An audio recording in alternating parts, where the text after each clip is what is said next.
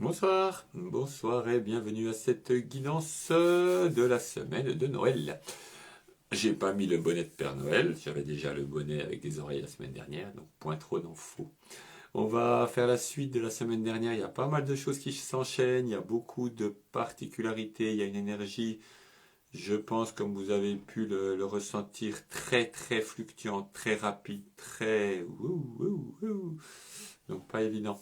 Pas toujours simple. Ouf, mon Dieu, ça bouge. Ça bouge et dans cette tempête dans tous les sens. Ouais, il est primordial de bien rester stable et calme. Ce qui n'est pas toujours facile évidemment, mais on y travaille, on y travaille. Je vous laisse tout de suite en commentaire, si on les voit, j'espère. Si j'y arrive, j'espère aussi. Tatin, oh, ça marche, miracle. Voilà, en commentaire le lien pour la participation, en remerciant encore toutes les personnes qui participent à ces guidances, donc par un petit don, un petit quelque chose. C'est pas grand chose, mais jouer avec tout le monde, c'est bien, et ça me permet de continuer. C'est important parce que c'est pas toujours aussi simple, surtout en hiver, il fait froid dehors. Hello, Christelle. Alors, donc la suite de la semaine dernière. La semaine dernière, donc on a eu cette, on va remercier. Je me suis fait prendre de vitesse par l'habituelle coupure. Quand j'arrive à y penser avant et à dire qu'il va y avoir une coupure, il n'y en a pas. Mais là, elle a été plus rapide que moi. Voilà, c'est un duel toutes les semaines. L'aubépine, la protection blanche de la semaine qui vient de passer, important parce que, comme je disais, dans ces temps très rapides, très troublés, pas toujours évident, il est important d'avoir cette protection de pureté, de tranquillité, voilà, qui permet d'être bien basé, d'être bien tranquille au milieu des ouf, mon Dieu, ne faisons pas de commentaires désobligeants. Au milieu de tout ceci, cela. Mais ça fait partie. L'épreuve fait partie, même si c'est pas toujours simple, elle fait partie de tout ça et le comprendre, c'est déjà une très très bonne chose. Quand les épreuves arrivent, le fait de savoir qu'elles font partie et qu'il n'y a pas d'erreur, il n'y a pas d'erreur, c'est une très bonne chose. Donc on va remercier cette aubépine et en même temps, on remerciera les deux animaux de la semaine dernière. Donc le caribou, si je ne m'abuse. Je sais jamais si c'est orignal ou caribou, ça recommence. Enfin bref, ce cervidé. Ce cervidé qui nous a accompagnés, c'est le caribou orignal. Bon, qui nous a accompagnés de toute sa puissance. C'était important, être solide et en même temps la douceur de l'aubépine. Donc bien remercier ces deux animaux. Cet animal, pardon, et puis cet ogam. Et puis, une mention très particulière pour la chauve-souris, qui était apparue le matin, qui était apparue dans le livre quand je l'avais feuilleté, juste avant qu'elle n'arrive au nombre, qui est venue, donc directement. Et puis je me suis rappelé le lendemain que l'emblème le blason du bled, disons, où j'habite, est la chauve-souris. Et oui, l'emblème est la chauve-souris. Aussi bizarre que ça puisse paraître, le blason du village où j'habite est une chauve-souris. Voilà. Donc c'était un message plus personnel, évidemment, mais qui fait partie aussi, qui fait partie de tout ça. Et on est vraiment dans cette essence de la chauve-souris. Donc vraiment que l'on va joindre et avec l'esprit de laquelle on va communiquer, vraiment, parce que la chauve-souris rentre la nuit, pendant la nuit, rentre dans sa grotte à l'abri, la tête en bas pour renaître comme un enfant, pour renaître au printemps, renaître quand les choses reviendront. Donc pour l'instant, le temps dehors étant à l'orage, étant à la grêle, au crachin. Il est bien de se mettre à l'abri dans sa grotte et de se prendre un peu la tête en bas, de s'envelopper pour pouvoir renaître plus tard. Donc là je suis dans ma cabane à l'étage de ma maison. Voilà, dans le village qui a pour emblème la chauve-souris. Alors, on va faire le tirage de l'ogame et puis après on parlera du livre qui est revenu après 2 semaines. Ça fait 2 semaines que je lui courais après. Et évidemment, courir après veut dire que c'est lui qui va nous rattraper. Et il m'a rattrapé de la plus belle manière. Donc, on se met dans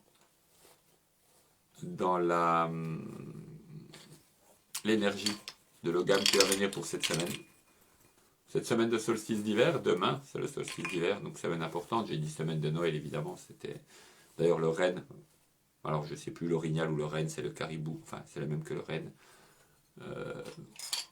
Donc voilà, les rennes du Père Noël sont déjà passées, on est évidemment sur le solstice d'hiver, donc sur ces journées très très courtes, et ces passages très sombres qui sont importants. Voilà, donc en lien avec, je le rappelle parce que quelqu'un a fait une remarque là-dessus, 2 personnes m'ont fait une remarque, sur le fait que quand on regarde en rediffusion, ça n'est pas possible étant une rediffusion après, qu'il y ait un effet sur ce moment-là où je suis en train de tirer. C'est tout à fait possible. C'est tout à fait possible. Le temps linéaire n'est qu'un temps terrestre. Il n'est que le temps appliqué à nous, petits humains, avec notre Terre, qui pour nous est immense, alors qu'en fait elle est rien du tout, elle est toute petite. Mais dès qu'on s'éloigne du système solaire, etc., ce temps-là n'existe plus. Or, si on veut se placer dans une spiritualité complète et large, très très large, très très très large, pour voir ces événements qui nous paraissent gravissimes comme des petites choses finalement, eh bien, il est nécessaire de prendre cette hauteur immense, vraiment de prendre de la largeur de la vue et de partir très très loin dans l'univers, très très loin dans les dimensions, pour voir qu'en fait ce petit temps linéaire n'est que collé à notre vie terrestre, il n'est rien de plus. Donc, la spiritualité n'étant pas dans le même domaine, ce que vous pensez là en regardant cette guidance de la dernière semaine avant-dernière de 2021, si vous êtes en 2026, et que vous regardez cette guidance, enfin, je parle à la personne qui est en 2026 et qui regarde cette guidance, l'énergie qu'elle envoie maintenant, en 2026, revient en 2021 maintenant. Elle est avec nous maintenant, pour trouver la guidance juste. Ah, c'est évadé. Pour trouver le gamme juste, celui qui va être vraiment dans la semaine qui vient. 5, il ne faut pas se tromper, 5 gauche. C'est ça, 5 gauche. 5 côté gauche, vert foncé. C'est le frêne. Le frêne, c'est très simple. C'est l'axe. C'est l'axe du monde. C'est un arbre, donc 5 verts à gauche. C'est un arbre qui est un axe du monde. Dans le système chamanique, on représente le monde par un arbre. C'est évidemment une représentation, ça n'est pas la réalité. Le monde n'est pas un arbre.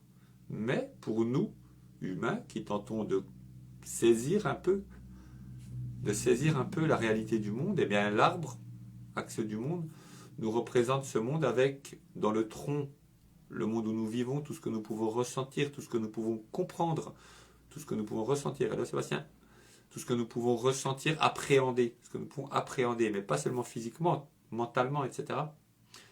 Dans le monde d'en bas, les racines, le monde sombre, le côté sombre, ce côté de nous qui nous fait peur, ce côté où il faut aller voir, qui est très important parce que c'est celui qui nous nourrit. Ça lance, c'est celui qui nous nourrit, voilà, vraiment qui nous nourrit. Donc très très important. Et puis de l'autre côté, en haut, le monde clair, le monde de lumière, le monde des guides, qui va nous nourrir autrement, plus spirituellement aussi, mais de manière vraiment plus lumineuse, plus claire. Et vraiment ce symbole du yin-yang, ou de l'hométhéote mexicain, pouvoir de la dualité noir et blanc, qui s'imbrique, est vraiment important parce que le symbole de l'arbre, il a cette verticalité et ce lien qui passe par nous, par notre vie, là où on est, il n'y a pas d'erreur. Et notre vie où on est nous relie aux racines, au monde sombre et nous relie au monde clair, aux deux mondes. Et ça c'est vraiment important. Le frêne nous apporte ce message d'être parfaitement dans notre axe. On reste sur ces temps troublés et sur le fait d'être parfaitement ancré, parfaitement dans l'axe. Si on devait leur apporter un animal, on resterait sur l'orignal de la semaine dernière, qui est vraiment un cervidé, alors où le cerf, qui est très droit, les bois, qui sont les branchages, les feuilles, et les pattes plantées, qui s'enracinent en terre. Voilà. Donc vraiment sur cette idée, cette semaine qui vient, restons vraiment dans l'axe du monde. Il y a la même chose au Mexique, hein, c'est le balche, l'arbre vert. Pardon, le yachtche, excusez-moi. Le yachtche, l'arbre vert, qui est le ceiba. C'est pareil, c'est un axe du monde avec des branches bien horizontales, tous les étages. Donc voilà, il y a la même chose chez les Vikings de la mythologie nordique, Yggdrasil, qui est un frêne, je crois aussi. Souvent c'est un Fred, il me semble que c'est un Fred. Donc voilà, pour cet Ogab. Et le livre, qui ne voulait pas venir il y a 2 semaines, la semaine dernière, je me suis dit, il n'est pas chez moi. Donc je vais le racheter, c'était lundi, mercredi, je suis allé voir quelqu'un que j'aime beaucoup. Et quelques instants après être rentré, cette personne qui n'est pas du tout dans un travail spirituel, pourtant, mais avec qui j'ai un fort lien à côté, a sorti un livre qu'elle venait d'acheter. Voilà. Femme qui court avec les loups de Clarissa Pinkola Estés. Ce livre, si vous ne l'avez pas lu, eh bien il faut le lire. C'est comme ça. C'est un ordre. Non, c'est un livre, c'est un des 5-7 livres qui font ma base de base absolue des livres que je lis. Voilà, des livres marquants. Histoire et mythe de l'archétype de la femme sauvage. Autant pour les femmes que pour les hommes. Il est important pour tout le monde. Je crois qu'il est remboursé par la Sécu maintenant. Non, je rigole, il rembourse que les vaccins. Je crois qu'il est important aussi bien pour les femmes, évidemment, que pour les hommes, pour comprendre toute cette part féminine qui est indispensable. On ne peut être complet, complète, que si on a les deux côtés yin-yang. S'il en manque la moitié, ça ne fonctionne pas. Donc avec ça, avec ce livre, vraiment, voilà, il permet de tout comprendre, d'aller très très loin. Alors l'introduction jusqu'à la page 40, c'est un peu saoulant. C'est un peu de la psychologie, voilà. Bon, ça vous intéresse, voilà, mais c'est un peu aride. C'est pas une raison pour passer par-dessus, mais ça commence vraiment à la page 41-42. Je vais vous laisser me donner un nombre. Alors là, vous pouvez y aller les nombres, hein, de 1 à 100. Allez-y large. On tapera de toute façon dans un conte. Ce sont des contes. Elle reprend tous les contes de la tradition, contes de Grimm, etc. Et c'est quand j'ai lu il y a 2 semaines que je voulais le prendre, si vous vous rappelez, à la 5e ligne du livre sur le Mexique que je lisais, ils ont parlé des contes de Grimm, des contes européens. Donc c'est assez incroyable. Allez-y, mettez un nombre dans les messages, les personnes qui regardent. Alors là, les personnes qui regardent en direct, j'ai pas le don de déplacement. Faut pas que je me trompe.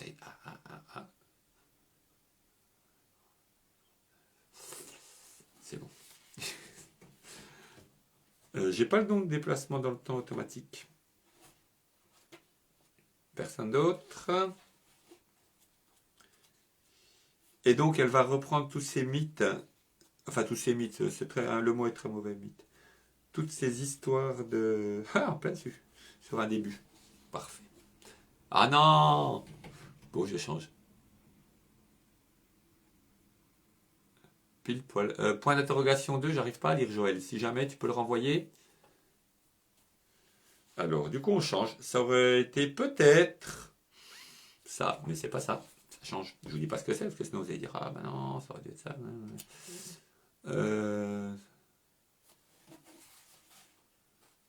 Donc, je reprends la nouvelle page. Finalement, on est passé à autre chose.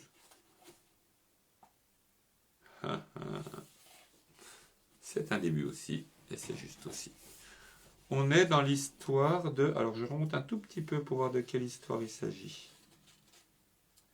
Donc à chaque fois, elle prend un conte et elle en retire la substantifique moelle, comme dirait Rabelais. En fait, elle retrouve la base du conte. Le conte n'est pas une histoire pour enfants du tout, du tout, du tout, du tout. C'est une histoire formatrice. Formatrice au monde, à l'autre monde. Ah, j'aime bien, c'était mon préféré celui-là, c'est celui que j'ai bien retenu en plus. Découvrir sa vraie bande, les bienfaits de l'appartenance. Et comme conte, elle a pris le vilain petit canard. Le vilain petit canard, toute histoire que vous connaissez sûrement, qui n'est pas à sa place. Et quand il retrouve sa vraie famille, il est enfin à sa place. Et la petite partie d'explication sur laquelle c'est tombé s'appelle l'étranger de passage.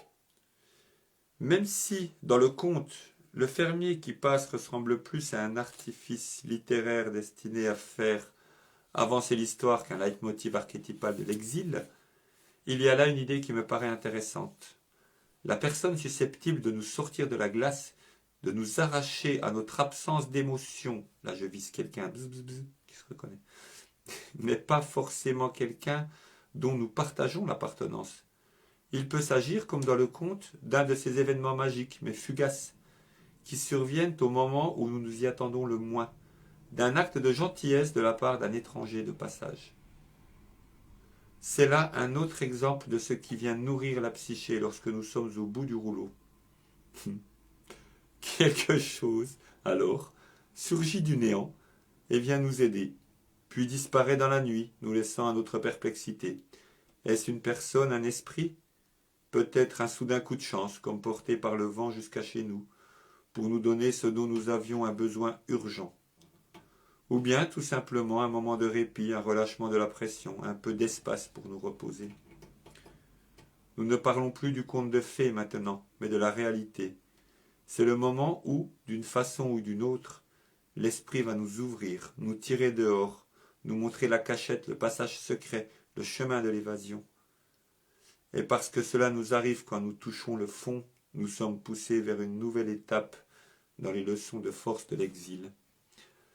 Je crois que ça se passe de commentaires sur les temps qui passent en ce moment, voilà. Et c'est vrai que c'est quelque chose qui arrive, vraiment qui arrive à un moment où on s'y attend plus du tout, plus du tout. Et ça peut être nous qui le faisons pour quelqu'un d'autre. Parfois, passer un coup de fil à quelqu'un, faire un petit mot, un petit quelque chose, ben pour la personne, ça arrive quand il le faut. Vraiment pour la sortir de ce qui ne va pas. Le petit coup de pouce de l'univers qui évidemment nous a dit d'appeler, nous a dit de faire ça. On va lire la suite, il y a encore c'est un petit chapitre, pareil, petite explication. Le bénéfice de l'exil. Si vous avez tenté en vain de vous couler dans un moule, réjouissez-vous plutôt. Vous êtes peut-être une exilée, mais du moins vous avez mis votre âme à l'abri. Lorsqu'on échoue à se conformer à quelque chose, il se produit un étrange phénomène. L'exilé que l'on chasse tombe sur ce qui forme sa véritable appartenance psychique. Que ce soit des études, une forme d'art ou un groupe de gens. Rester auprès de ceux avec qui l'on n'a aucune affinité est pire que d'errer pendant quelque temps à la recherche des affinités d'âme et d'esprit dont on a besoin. On n'a jamais... À quelque chose, malheur est bon. Le petit canard sort affermi de son exil. Bien sûr, on ne peut souhaiter à personne de vivre pareille situation, mais celle-ci est comparable à la pression qui s'exerce sur le carbone naturel et produit des diamants. Elle finit par conduire à une profondeur, une clarté magnifique de la psyché. Les coups reçus ôtent toute faiblesse, toute géniardise. Geindre, du verbe geindre. L'intuition s'accroît, la perspicacité grandit, la vision s'affine et s'élargit. La psyché sauvage peut supporter l'exil, malgré ses aspects négatifs. L'exil nous fait désirer la libération de notre véritable nature et l'environnement culturel qui va de pair. Et ce désir même nous fait avancer. Si nous ne pouvons découvrir le contexte culturel qui va nous encourager, alors nous décidons de l'édifier. C'est une excellente chose, car si nous l'édifions, d'autres un jour frapperont mystérieusement à notre porte, disant qu'ils cherchaient cela depuis toujours. Il est magique ce livre. D'ailleurs, il arrive de manière magique. Voilà. Donc si vous ne savez pas quoi vous faire comme cadeau pour Noël, Femme qui court avec les loups. Avec... alors personnellement, il fait partie de ma petite collection avec les livres de Krishnamurti, de Carlos Castaneda, évidemment, de Anton Parks. Vraiment les 3 séries de livres très marquants. Et puis, il y en a encore un ou deux que j'ai plus en tête maintenant. Je vous dirai la semaine prochaine si je m'en rappelle. Et éventuellement. Voilà, c'était un petit moment tranquille. Donc, pas trop d'activité en ce moment. Alors, si, justement. Je vais, à partir de la semaine prochaine, reprendre des ateliers d'hiver, alors qui sont des ateliers de passage d'une année à l'autre. Donc, nettoyage de l'année passée et mise en place des intentions de l'année à venir, des ateliers d'une journée. Si vous voulez le faire chez vous, parce qu'en fait je me déplace, je le fais chez quelqu'un, voilà, donc si vous voulez proposer un lieu, eh bien vous me dites, vous me contactez, et puis on le monte chez vous, comme ça vous pouvez participer à l'atelier. Voilà, ça vous permet de participer, votre participation est offerte en échange du lieu. Et puis voilà, comme ça on monte un petit atelier chez vous avec quelques personnes et ça reste, c'est des petits ateliers d'hiver, tranquilles sur une journée, sur une petite journée, voilà. Et à partir de mars, formation chamanique sur 5 mois, 5 week-ends. C'est en train de se construire, ça va se faire, ce sera du côté de Louan. Voilà. Et puis plein d'autres choses, on prendra les Temazcal à ce moment-là. Eh bien, un peu de musique pour terminer, un peu de guimbarde aujourd'hui, très tranquille, une musique très calme qui permet d'appeler, de placer. Voilà, une vieille guimbarde qui fonctionne pas trop mal. Je vous souhaite une belle semaine et un joyeux solstice d'hiver, son décalage à Noël. Mais joyeux solstice d'hiver demain, voilà, la descente est terminée. Et les femmes qui courent avec les loups ont apporté le message du vilain petit canard. Ça va se faire, tout va se faire. On verra. Et ben voilà, à bientôt.